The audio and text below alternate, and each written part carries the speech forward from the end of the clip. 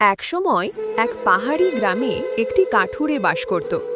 প্রচণ্ড গরমে পাহাড়ের ঝর্ণাগুলো শুকিয়ে গিয়েছিল। কাঠুরের গাছগুলো মরতে বসেছিল। সে প্রতিদিন কুঠার রেখে পাথরের ওপর বসে চিন্তায় ডুবে থাকত। এক সন্ধ্যায় একটি বুড়ো কচ্ছপ ধীরে ধীরে এসে বলল, আমি পাহাড়ের ভেতর থেকে জল বের করতে পারি, কিন্তু মনে রেখো, লোভ করো না। কাঠুরে অবাক হয়ে বলল, আমার গাছ বাঁচলে আমি সব কথা মানতে রাজি।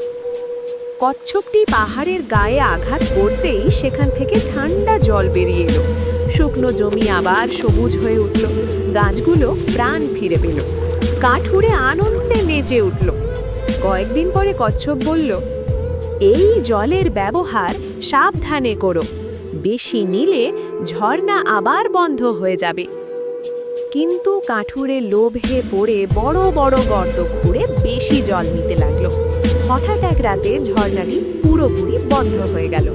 পরদিন সকালে কাঠুরে কচ্ছপকে খুঁজল, কিন্তু সে আর কখনো ফিরে এলো না। গাছগুলো আবার শুকিয়ে গেল। তখন কাঠুরে বুঝল, প্রকৃতি দয়া করে, কিন্তু লোভকে ক্ষমা করে না।